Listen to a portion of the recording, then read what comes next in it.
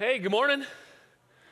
My name is Cor. I'm on the pastoral staff here at Hope. I get a chance to open up God's Word with you this morning. To those who are worshiping over at Hope East, hello. We broadcast the sermon between buildings at the 9 a.m. service, and so if you're over there, hello to you. Some people are maybe a little bit more inclined to find where's the preacher preaching live. I'll give you this nugget of a reality. Those that sit in the broadcast site, and it switches between places, but those who switch and they follow the broadcast, and you're viewing me on a screen, you have this benefit, is there's a 5-minute delay. And I've been told by our technical people that they actually bleep out all of the heresy.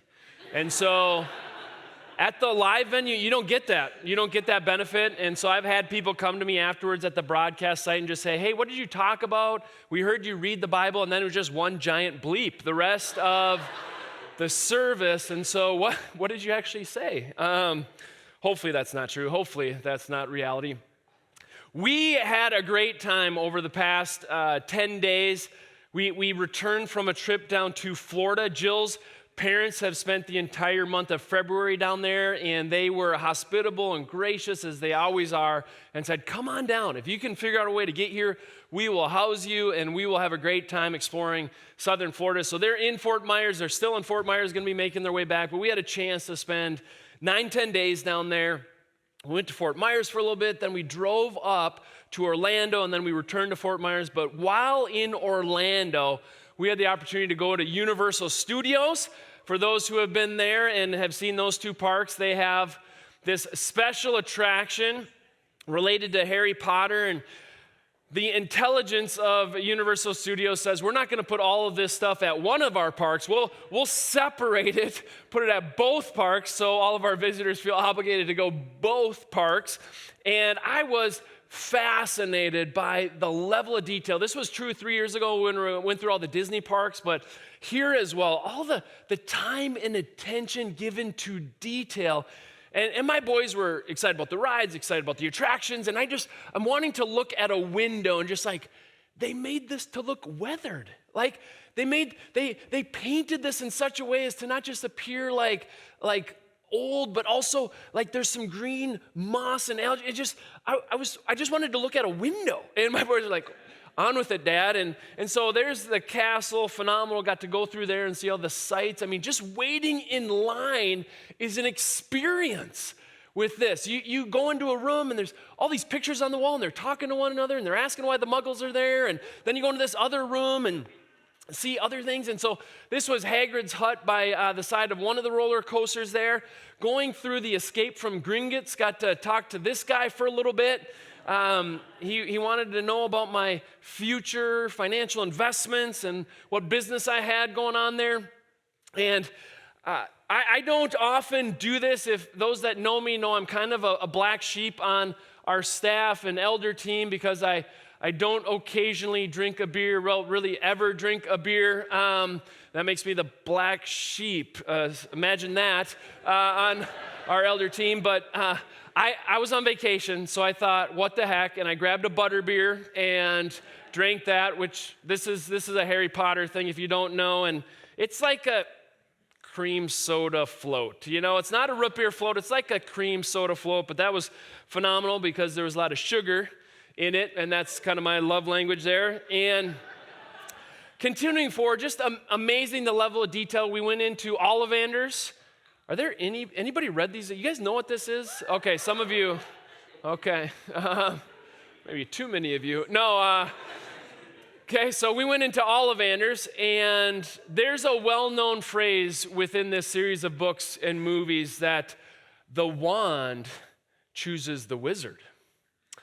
And interestingly enough, we spent maybe 15, 20 minutes walking around there, and dishearteningly, no wand chose either of our young wizards. And so I think that says something about us, but I don't know. Jill and I threw some money down, and amazingly, a wand chose us after we threw down some money. And so we had to go test that baby out. And you go around the park, and there's these different spots where you can basically stand on this and it tells you how to move the wand, and so you do it and then things happen. For example, there was one where not on the main level, but a second and third floor was full of just lights, like you imagine a lighting store or that section of Menards just lit up. And you do this little thing, and sure enough, it all lights up. There was one time I was standing, and all of a sudden, I felt on the back of my leg, I'm wearing shorts, beautiful weather down there. I feel all this sudden this wetness on the back of my legs. And somebody had done something that caused rain to happen, like right behind me. And thankfully, I was just beyond the blast radius of this rain here. But this is me, and I'm, I guess, casting a spell, and it's a fireworks store, and so all this stuff is going to happen. If you have a strong aversion to just the idea of sorcery and me talking about it in the church, that's me holding a plastic thing, pointing at a camera, causing some mechanical things to happen. Actually, you know what? That's not even me. That was just some guy that... So, no sorcery, none of that. It's all fictitious, fake, it's Universal Studios. Anyways, this has relevance to today's message, or I'll make it have relevance. I need to somehow write off this trip, and so no, we won't do that. We're gonna talk a little bit about money today, and I'm telling you, I have some comments about the money that's spent at these places, but maybe not in the way that you think. I am interested and fascinated by both Disney and Universal and how they create an experience and how that all goes together. And yes, money is a part of it. And the reality is, as Christians and as we're part of church and different ministries beyond this, money's a part of it. It's not the point, but it's a part of it. And Jesus recognizes that. And so throughout his gospel ministry, he talks about money. And so just be at ease. There's no guilt trip coming. There's no setup. I'm not going to kind of set you up and then hit you with the whammy. But Jesus talks about it. We're going to talk about it, okay? And we're going to do so within Luke's gospel. We're just continuing through. If you're new with us, this is our 66th message here. We're in chapter 16 today. We're going to talk about serving two masters. And Jesus is going to hold up two masters, God and money, and say, you can't serve both. You can't serve both. And so let me read through the passage, and then we're going to spend some time talking about it. But I want to land by just asking you humbly to consider this possibility that there could be in you something that gives itself to money, to materialism, to greed. Okay? I just want to open up that as a possibility as we live in one of the wealthiest nations on planet Earth, and as money is all around us and part of our culture and part of the system, okay? Ultimately, Jesus is saying that's not the point, but yet we do have to figure out our relationship to money. So let me read through this. Jesus told his disciples there was a rich man whose manager was accused of wasting his possessions. So he called him in and asked him, "What is this I hear about you? Give an account of your management, because you cannot be my manager any longer." The manager said to himself, "What shall I do now? My master is taking away my job. I'm not strong enough to dig, and I'm ashamed to beg. I know what I'll do so that when I lose my job here, people will welcome me in to their houses." So he called in each one of his master's debtors. He asked the first, "How much do you owe my master?" 900 gallons of olive oil, he replied. The manager told him, "Take your bill, sit down quickly, and make it 450. Then he asked the second, "And how much do you owe?" 1,000 bushels of wheat, he replied. He told him, "Take your bill and make it 800. The master commended the dishonest manager because he had acted shrewdly. For the people of this world are more shrewd in dealing with their own kind than are the people of the light. I tell you, use worldly wealth to gain friends for yourselves, so that when it is gone, you will be welcomed into eternal dwellings. Whoever can be trusted with very little can also be trusted with much. And whoever is dishonest with very little will also be dishonest with much. So if you have not been trustworthy in handling worldly wealth, who will trust you with true riches? And if you have not been trustworthy with someone else's property, who will give you property of your own? No one can serve two masters. Either you will hate the one and love the other, or you will be devoted to the one and despise the other. You cannot serve both God and money." The Pharisees, who loved money, heard all this and were sneering at Jesus. He said to them, "You are the ones who justify yourselves in the eyes of others, but God knows your hearts. What people value highly is detestable in God's sight." So in just reading it through there, okay, I had 4 slides, and it really breaks down into separating this passage into 2 halves, okay? The first would be the first 2 slides. The second half would be the second 2 slides, the third and fourth slide, okay? The first one deals with a parable, a story, this story of a shrewd manager, and then it gives away to some more explicit teaching that Jesus is going to share. The first half of this message deals with this parable, the story of the shrewd, or some of your Bibles might have a little title that says the dishonest manager, okay? We're gonna walk through that. It is the most difficult part of this passage. How do we understand this story, this fictitious account? What is Jesus trying to communicate with it? It's very difficult. There's much disagreement about who the master stands for, who the manager stands for. What is Jesus trying to get at as he articulates the behavior of the manager? And then the rich man commending the dishonest manager. Okay, so there's a lot of questions, a lot of confusion. I studied this passage early in the week with Aaron Shaw, one of our LDI interns. We had a lot of questions. I talked with Tim Johnson about kind of his perspective and what he thinks about this and some of the people's he's read. And then I also talked to Pastor Steve. What do you think? Who are you reading about this? And honestly, I've probably looked at 10 to 12 different opinions about how to read the first half of this passage. Some of you are really excited for me to get into that. Others of you are like, can you just bypass that and get to what we really know, second half of the passage? So I want to walk through this, but I think it's also just helpful for you to know right now where I'm at. I view this passage a little bit differently than Steve and Tim. Okay, and I'm going to try to highlight kind of the way they're kind of seeing some of these things and the commentators that they're reading versus how I might be reading it. But it's okay for you guys to know that the pastors can read the Bible, work hard to understand the text, and get done after a week's time and still kind of scratch our heads going, well, that's a tough one. I don't really know. Like, we actually feel like it's healthy for you to know that as a church. We want you to know that we wrestle with these things. We struggle through this, that you might read through your Bible and go, I don't get it. It's like, so that happens to us too. Like, that's okay. You don't have to have all the answers. I don't have to have all the answers. At the end of the passage, Steve, me, Tim, other commentators, we're going to get to the solid footing that we all believe in of you can't serve 2 masters. Okay, we're going to get there. Let me just walk through this passage while recognizing there are some challenges that commentators disagree. It's not just that they disagree about the contents, they actually disagree about just this parable and how easy or hard it is. One commentator this week said this about the parable of the shrewd manager. Few passages of Scripture have caused as much confusion as the opening parable, as the parable of the shrewd manager. I go to another commentator and he says this, the parable is straightforward.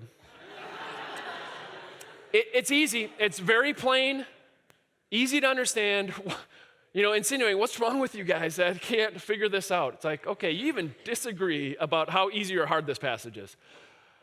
Excellent. All right, well, let's jump in here. I want to just walk through this, and you can see in the insert in your notes that I'm asking these questions, and I'm going to highlight both sides of it, and I'll explain what that means in a little bit. So, looking back at verse 1 here, Jesus told his disciples there was a rich man whose manager was accused of wasting his possessions. The question is, who does the rich man represent? Okay?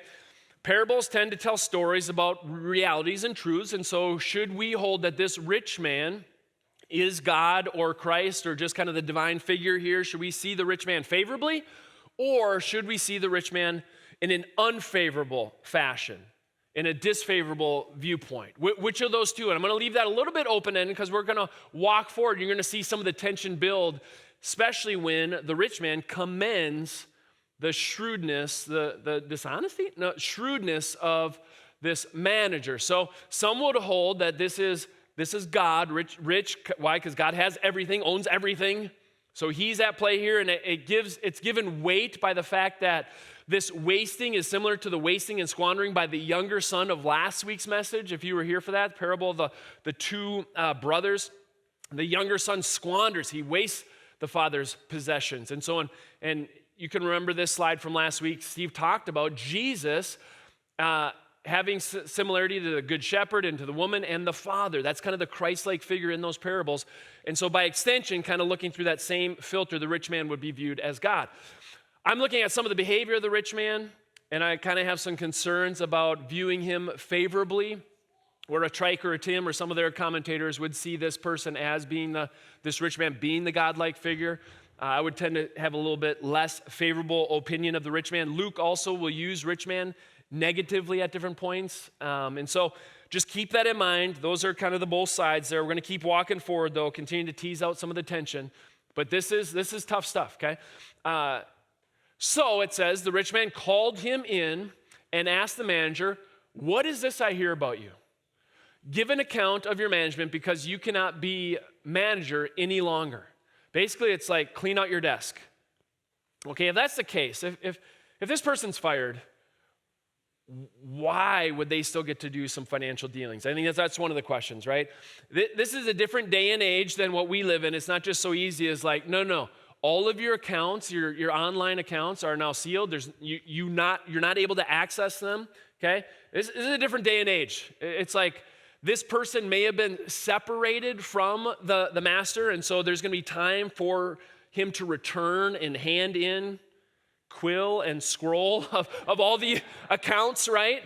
And so there's this time period where he's able to continue some financial dealing still. And so hand out your books. Your job is over, and that's kind of the question then becomes, who does the rich man represent? Is it God? Is it not? Well, we're going to keep moving in our passage here. Verse 3.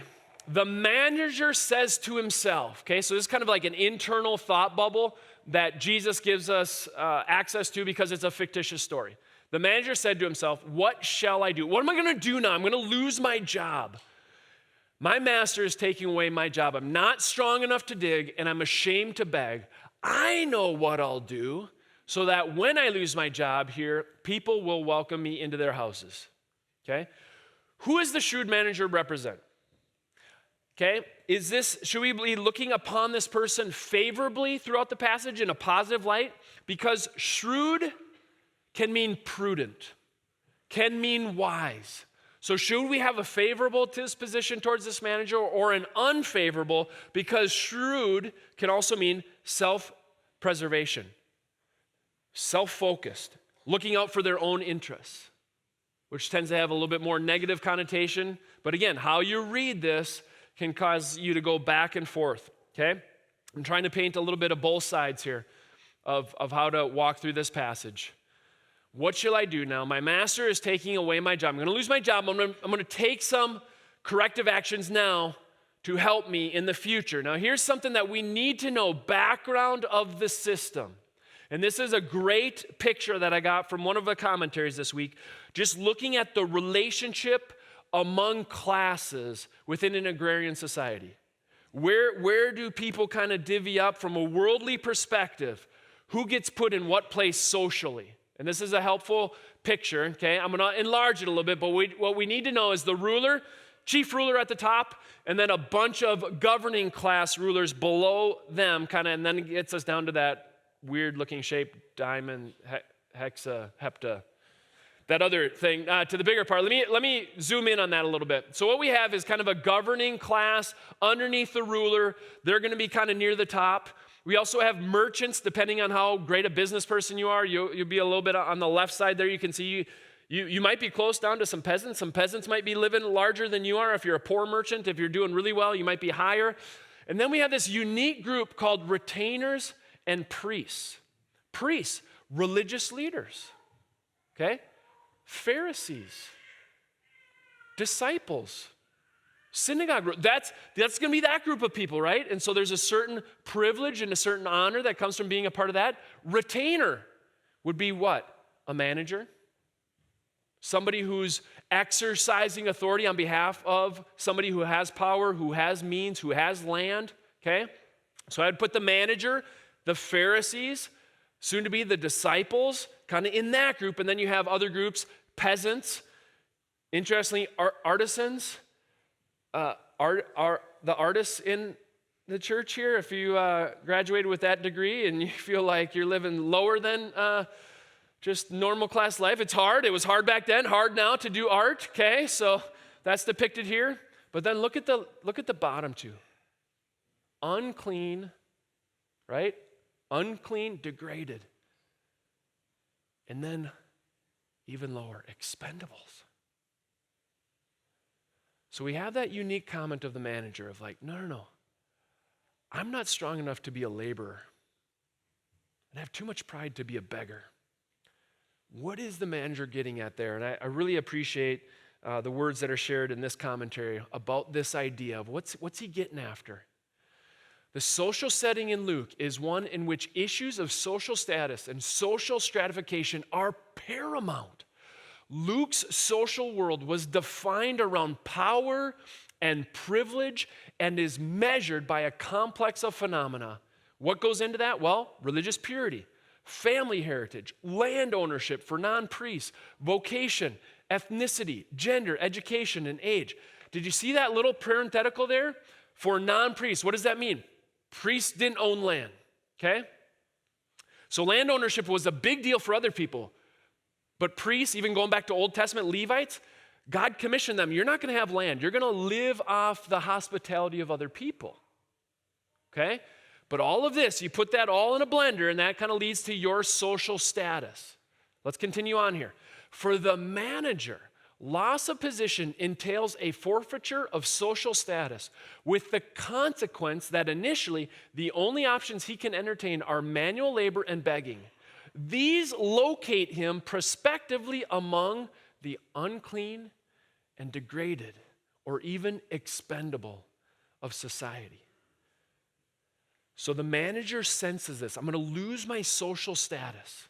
I'm going to lose the position that I have appreciated, a place of honor, a place of interacting with the elites of society. And if I lose this job, I risk becoming one of the lowest within the social class of our society. And so therefore then it leads into some choices and some behavior. Verse 5, so he called in each one of his master's debtors. He asked the first, how much do you owe my master? 900 gallons of olive oil. That's a lot of money, okay?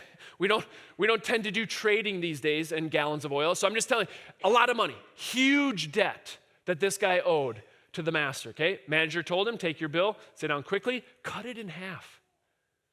Then he asked the second, how much do you owe? 1,000 bushels of wheat. He replied, take your bill and make it 800, cuts it down by 20%. Now, how should we understand this behavior? This is really challenging within the parable, okay? Because you could view it very negatively and say, you're a thief. This is why you're losing your job, okay?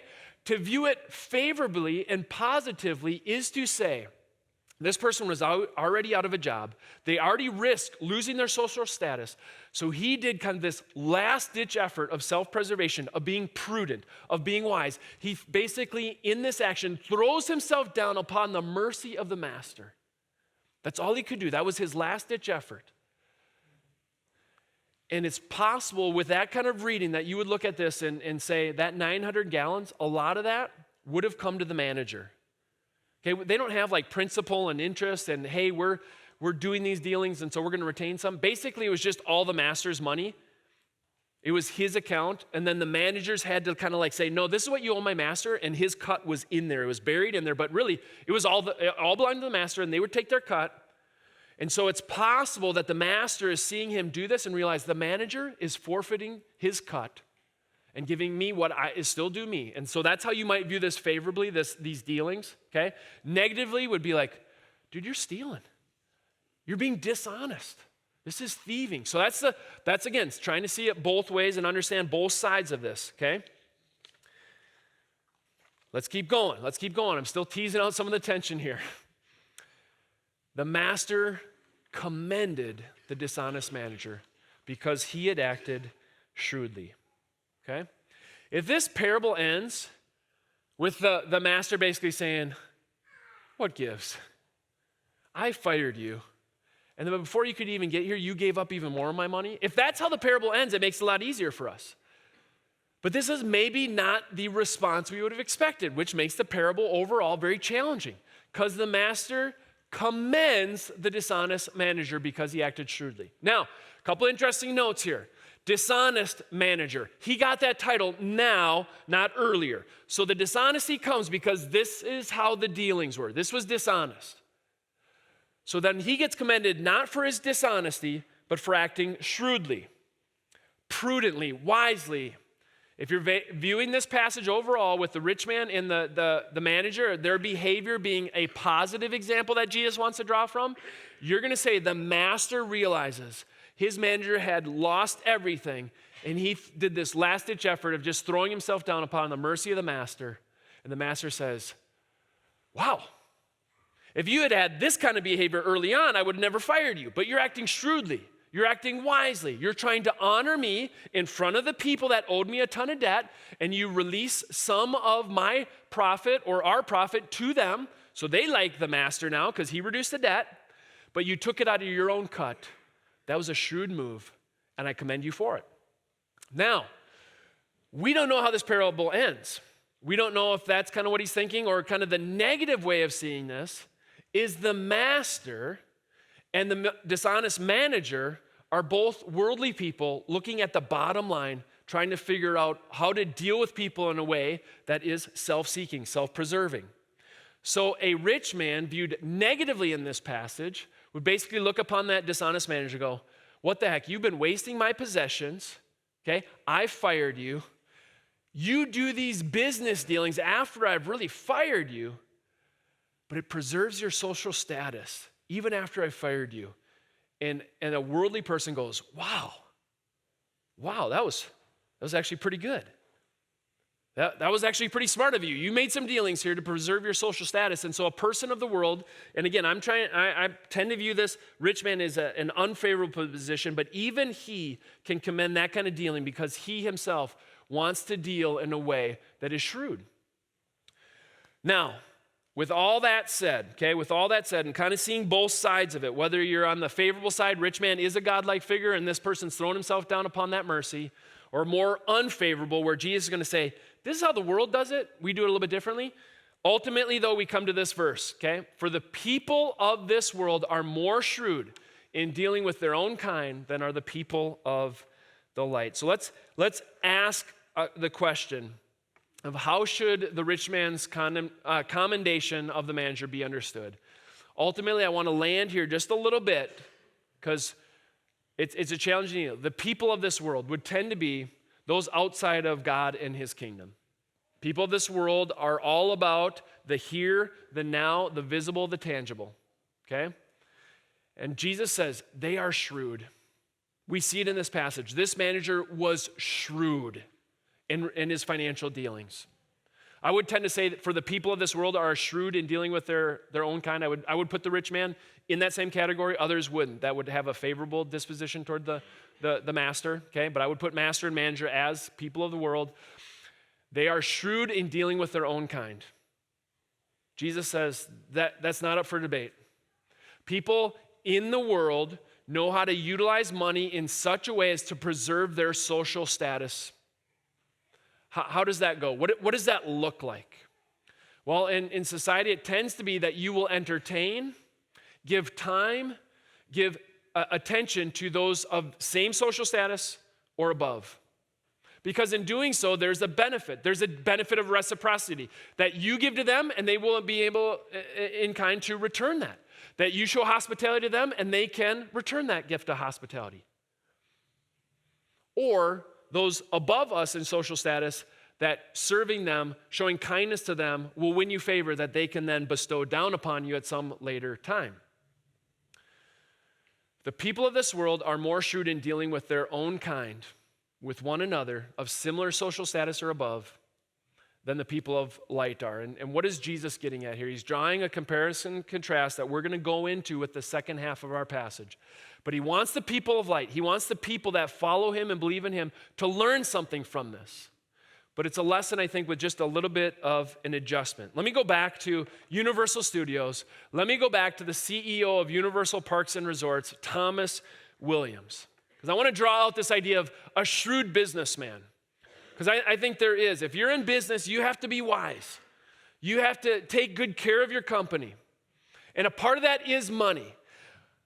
But if you make your endeavor about money, people will sniff it out. So what I've experienced this year and previously at Disney is they make it about the experience. They make it about the people that are coming into their park. And yes, they will make money. They will make a lot of money, okay? You don't slap down the amount of money I did for a wand or for a funnel cake. I didn't get a funnel cake this time around. Just occurs to me. I didn't go to Universal because I didn't get my funnel cake. What do you focus on? You focus on the experience. You focus on the people making memories. You focus on your workers, making them feel a part of something bigger than themselves, that they actually get kind of just immersed in their characters. They're not just people saying like, okay, line, move forward. No, it's like, no, I'm at Hogwarts and I get to be a part of this thing, okay? So they make it special, even for their workers to feel like they're a part of this. And yes, money is just in and around all of this. But if he and his staff focus just on the money, it's not long before people start experiencing the negative side of that. And it'll be detrimental to people's experience, and then people won't want to go anymore. They're just out to get your money. So for him to be shrewd is to say, let's keep making it about others. Let's keep loving on our guests, giving them a great experience, okay? Now we're going to take that idea, okay? I think that idea is in there in the parable, and that idea is true of Universal and Disney. How is Jesus now going to draw on that and say, how about you guys? Can we learn from them something? Because they're really shrewd in their dealings. Children of the light, children of the kingdom of God are not, and yet there's something I think we need to learn from Jesus and his teaching. So let's go there now. We're going to switch to the second half of this passage and look at what can we learn from this parable. I tell you, so that's where I feel like the parable's ending. Jesus is going to start teaching now. Why? Because he entered himself back into this very clearly. I'm going to tell you some things that I need you to hear. And then he says this, use worldly wealth. It's like, okay, I see that, like the shrewd manager did that. Rich man's going to do that. We should do that. Literally, this is the mammon of unrighteousness. Okay, don't use that word mammon outside the church. Don't. Okay, because people know that's not an English word. That's not common. Like, what does that even mean? It simply means just wealth. It means property. It means possessions. So Jesus is ultimately saying, yes, you're going to utilize money. You're going to use money. You're going to use your possessions. You're going to use your property.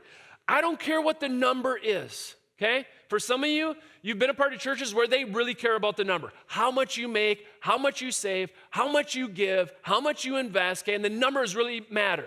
And how many zeros. It doesn't matter. This is for everybody, right? He says if it's true when you have little, it's true when you have a lot. So it doesn't matter where you're at on that spectrum of little to a lot. Use worldly wealth. Use money or possessions. What is this? Possessions of unrighteousness. Just a way of saying just earthly. Just, this is a reality. It's an earthly currency. It's an earthly property. You have an earthly house. Okay, this idea of unrighteousness is just saying, I want to talk about true things. I want to talk about spiritual things. How do I communicate that I'm not right now? I'm talking about earthly things. Mammon of unrighteousness. That's the phrase just to communicate. We're talking about earthly possessions. So use those things to gain friends for yourselves. What does this mean? Well, if you take it like the shrewd manager, just at face value, then you would say, okay, well, to mimic the shrewd manager, I'm going to have my money and possessions and utilize them in such a way that I maintain my social status. And ultimately, I'm going to say, I don't think that is what Jesus would call us to do. I think what the shrewd manager does to maintain social status is what Jesus is going to say the Pharisees are doing. The Pharisees, religious leaders, representatives of God, are in their dealings, in their finances, in how people are tithing and giving to the synagogue. They're actually making those dealings about maintaining social status. And Jesus is going to say, use your possessions, use your money. Use your time. Use your talent. Use everything that you have to gain friends, to bring forth friendships. But it's not in order. The aim is not in order to maintain your social status. Not at all. Why? Because kingdom values are different than the world. And that's where I think the parable is helpful. But then we're going to leave that parable and get immersed in what does God want for us in that. Gain friends for yourself. Yes, be friendly. Share hospitality with one another. Open up your houses for one another. Be generous that friendships and relationships might happen, but not just to people alongside you and not just to people above you socially, to everybody. Ultimately, we see this from, let me jump into this quote from Wilcock. He says, although these settings, your property, ability, and time belong to this life only, that's that mammon of unrighteousness, okay? Yet, what will happen to you then when you pass into this next life will depend on what you are doing with them here and now. Make sure that your use of these things brings you into a fellowship of friends which will survive beyond death. That's where this passage kind of goes next. This idea of, all right, so that when it is gone, does when it is gone mean the wealth? No, it actually means just when this age ends. And that's a hard translation. You go to different English Bibles, they'll translate this differently. But when it is gone tends to just mean when this age ends. But in the Greek, it would just be like, when it ends. So it's like, when what ends? The wealth. I think it's when this age ends, you will be welcomed into eternal dwelling. So end of the age, not when money is gone, leads to this idea that you'll be welcomed into eternal dwelling. Some of your translations, which ones? NASB and ESV will translate this line, they may receive you into the eternal dwellings. Wait, they, who's the they? Some would say this would be the people that you entertained with your hospitality. They're going to be there. Why? Because you use your possessions to bring forth kingdom values. As part of that, they believe in God and they'll be waiting there for you. A lot of people tend to see they, though, as God in reference, kind of a self-reference to God. And God will be there. God and his angels will be there to welcome you. Why? Because you have used your earthly possessions to show that you are not a person of this world. You're a person of a different world. You can be generous with all these things. Why? Because God's been given to you generously, and therefore you can have open hands with all your stuff. You can entertain those who have no ability to reciprocate and return that kindness. You can cross social status lines without an angle that you get something in return. That's not what you want. You just want to showcase the generosity of God, and you can. And as you do so, okay, when it is gone or when the time comes to an end, God will welcome you into your eternal home because you have showcased your faith by grace alone, through faith alone, through the cross alone. God welcomes you into his family, and you have showcased, I'm a part of the family of God. My eternity, my desire, my home is in heaven, not here, and so I don't need stuff. I can give stuff away. Kent Hughes says this, just who are these friends who will receive us into heaven? Many scholars think this refers to God himself because Jewish literature often referred to God in the divine plural, they, to avoid using the name of God, okay? So I want to move into this kind of serving two masters. I want to move from that parable, a little bit less clear, to some pretty straightforward, a little bit more plain in my mind, teaching of Jesus. And I just want to ask you, are you willing to just ask the question, God, is there any remnant of a love of money in my life? Not just that you have money, because money's just a thing. It doesn't have favorable or disfavorable. It's just a thing. But our connection to money, our relationship emotionally, spiritually, has all sorts to do with your faith life.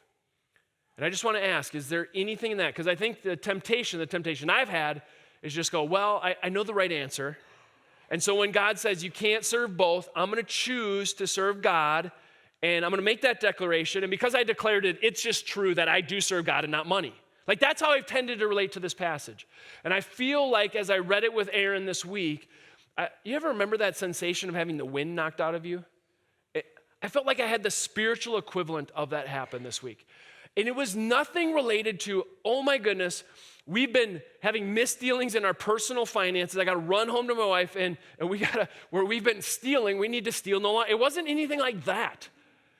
It was like an emotional release. It was like this invisible, like unseen, people out there wouldn't know that it's happening, but just internally in me, I felt like there was a wind that got knocked out of me of like, oh, I think I do have some sort of like emotional connection to money where there's good things like money brings security to my family, and yet it can slip so easily beyond that to God, then that security can become insulation from the world and its challenges, and therefore I don't need faith because I have the security of money. There's something in that where it's such a slippery slope of earning, saving, tithing, investing that can so become, okay, then I don't need you, God.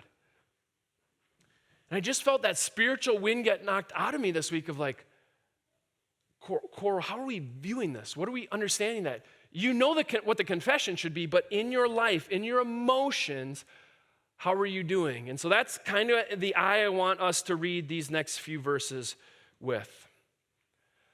Whoever can be trusted with very little, college students, this passage has something to do with you. You can't just say like, well, no, later, when I actually have a job and a steady income, then this passage will be about me. It's like, no. If you have a habit of being generous when you have nothing and very little, and just so you know, missionaries go overseas and they come back or bring some of their friends with them, and you know what their view is? We're all wealthy, okay? No, you're American, so you're wealthy. That's the belief, okay? So you might think like, well, comparatively, I have less wealth. It's like, here it is. If you're trusted with very little, God will trust you with much. Are we talking still just physical stuff? This is where it switches a little bit, right? And whoever is dishonest with very little will be also dishonest with much. So if you have not been trustworthy in handling worldly wealth, physical stuff, earthly possessions, property, okay? That's just a baseline. Like, this is easy, it's visible, it's tangible. Okay, this is worldly stuff. It's temporary. We should all know our clothes on our body are rotting, right? The toys that we got really excited about a year ago are no longer, okay? Have my phone, it's just like, this is crap. It's 2 years old. It's crap, right? It goes so quickly through its lifespan and life cycle, right? We just replace things. We throw things away. If you've not been trustworthy with those things, just this worldly wealth, who will trust you with true riches, spiritual things? We can demonstrate our faith. True riches being in regard to spiritual things. We can demonstrate our faith in our engagement with the material world in a way that can honor God or show that we really care about our stuff. And it is that plain and that simple.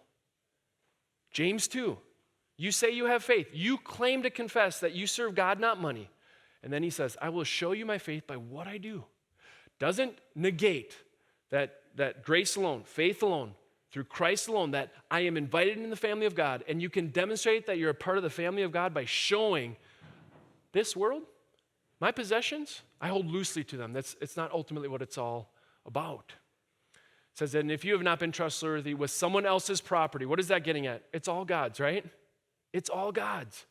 Who will give you property of your own? Imagine if it were that I came into, the Hogwarts castle, and one of the employees was basically just saying, "Do you like what I built? Hey, this is mine. No, I work here. This is all my stuff." Or me as a participant came upon this and just like, "Oh, I love this park. It's so great." And then I go and I buy it and I pretend like I'm a part of this and just start claiming it for my own. Yet, I think we're tempted to do that with our stuff. Like, well, I worked for it. I earned it. You did. And God is the owner of everything, and God gave you skills and intelligence and breath to do that. So I think he has something to do with it as well, you know? If you've not been trustworthy with someone else's stuff, God's stuff, who will give you property of your own? And then it comes to no one can serve two masters. Hear me carefully. I'm not saying money's bad. I'm not saying those of you who make much need to feel bad or guilty about that or are investing much. No. I'm talking about something deeper, something invisible, something unseen, an emotional, spiritual connection to money that then dictates how you live in relation to other people. Use your money, okay? Make money. Make a lot of money. Realize money doesn't make you. You cannot serve two masters. Either you will hate the one and love the other, or you will be devoted to the one and despise the other. You cannot serve both God and money. I love how Martin Luther puts this, okay? We must use all these things upon earth in no other way than as a guest who travels through the land and comes to a hotel where he must lodge overnight. He takes only food and lodging from the host, and he says not that the property of the host belongs to him. He says not that. He doesn't say this hotel and everything belongs to me. Just so should we also treat our temporal possessions as if they were not ours and enjoy only so much of them as we need to nourish the body and then help our neighbors with the balance. Thus, the life of the Christian is only a lodging for the night, since we have here no continuing city, but must journey on to heaven where the Father is. I'm not trying to wrestle possessions out of your hand. I don't want your stuff. Hope doesn't want your stuff. I'm just saying how we engage the things that we have materially can communicate to a watching world our faith in God, can communicate to them. We hold loosely. We bring forth generosity that they might know the generosity of our Heavenly Father. And here he goes straight after it. The Pharisees, who the Bible communicates loved money, heard all this and were sneering at Jesus. He said to them, you are the ones who justify yourselves in the eyes of others, but God knows your hearts. What people value highly is detestable in God's sight. God knows your hearts. Whatever money you're making or not making, God knows the heart. God knows the emotional connection you might have with your money and your possessions. God knows whether you're utilizing those to live with generosity to break down social classes or not. If you're doing that just like the manager, out of obligation, then they owe you and you owe them. And I just want to come back to that graph I had up earlier, because I think ultimately what Jesus is communicating to the people of his kingdom, regardless of what life circumstance you find yourself in, utilize your possessions, utilize your property as a way that demonstrates you are a servant to all. This is it. Sorry for the lack of Photoshop quality there. All believers basically get put under everybody else. If you want to make yourself first, what does he say? Make yourself last. If you want to become the greatest, what should you do? Become the servant of all. And then who's underneath believers? Jesus. Ran out of time. Didn't get to put Jesus up there. That's my mistake. Try not to make that happen again. Who serves us all? Who is the lead servant? Who came amongst us as one who serves? Not to be served, but to serve and give his life as a ransom for many. Jesus. Jesus related with those who are elite, those who are middle class, and also with the tax collectors and the sinners and the outcasts. A couple weeks ago, we talked about the banquet that Jesus held, breaking down lines across social classes, saying, everybody who will may come. May we be a people who break down social class lines, who give without expecting something in return. And in doing so, we mimic what Jesus has done for us. I had an example where I received this kind of generosity firsthand. It has to do with our trip to Universal. We want to be prudent with our personal finances, and so I'm like, hey, does anybody know of good hotel, anything that would be inexpensive, anybody that had a good experience, could you point us the same direction? We were looking for some connections, and I got this Facebook message. Okay, Cor, saw your post on Facebook about Orlando in February. If you have specific dates, I can get you 2 free nights at the DoubleTree at the entrance to Universal. Let me know if you're interested. Happy to do it. Merry Christmas. I said, I'm interested. This get you 2 free nights. I understand that to mean like 2 free nights. Is that what your understanding of that message is? Just want to make sure we're talking the same language. Now, here's the deal. I don't know ultimately the motivation of this. I do know this person well enough to know if I put his name up there, he'd not be happy. I do know this person well enough to know that he's been generous this way over a course of the last 6 or 7 years. He has been generous to me personally, but also to our LDI Leadership Development Program. To my recollection, I don't know that he's ever set foot in our church, maybe once, taken in a service, maybe a few times. So it's not like this Cor has been a great pastor to me and he's cared well for me, he's given good counsel, he's preached less heresy than the other guy. There's been none of that. So he's demonstrated generosity. And this just kind of total by surprise shares this with my family. And it puts us in a position where we're able to do some things that would be harder, much harder for us to do otherwise. And so, yes, I was happy to receive that. And I would guess that he's of means, and I'm a little bit less, and just that he would serve top down, I guess, if you want to use that kind of language. He's a man of means. I believe that. And so I just saw an example of just generosity and Christian living here that just so blessed me personally that I wanted to share that. And so I want to leave you with a couple questions here. What application does this have for us as a church? And maybe you're thinking, oh, here it comes. He set us up. This is where he just bring the offering plates out one more time. Here's what our executive pastor says. Money's a sensitive topic. Our executive pastor and the other pastors, leaders here, we know that. The elders are sensitive to that. He says, we never want to be perceived as we're taking this opportunity to hook you into giving more here. If anything, and we're committed to giving financial updates to the church family, to the body. So if you're new with us, this is something we do quarterly, kind of give updates, where are we at financially? People want to know. He would say, hope is in a good place right now. Praise God. As we're right in line with where we hoped giving would be and even a little better. Hear that, okay? So there's not a bait and switch here. There's no sales tactic. If anything, I like that I'm giving this message when we're in a place of financial strength to say, it's not about the money. It's not about the money. It's about you and your faith and Jesus' words as he highlights his kingdom values. And then he says this, if hope is your home, we'd love for you to consider giving to participate in what God is doing here, which has some great, exciting things on the horizon. The possibility of multi-location. I think we're looking at, if you're wondering where does Hope's money go to, it goes to primarily staff. Yes, these buildings take some things to run, and yes, ministries have money that they need, but staff that we're trying to just continue to serve the body well, to equip the saints for the work of the ministry. That's where a lot of the tithes and offerings go. But even he says this passage has more to do with your heart, and so we want to talk about that, as that's why talking money is important. That's our executive pastor. And I love that that's his leadership is saying, yeah, I am the one that needs to make it balance. I'm part of that at the end of all of this.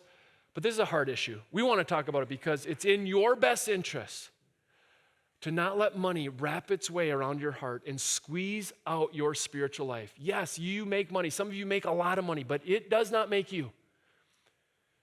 It exists the potential to cause you to grow cold towards his gospel, cold towards his generosity, and that's where it comes to you.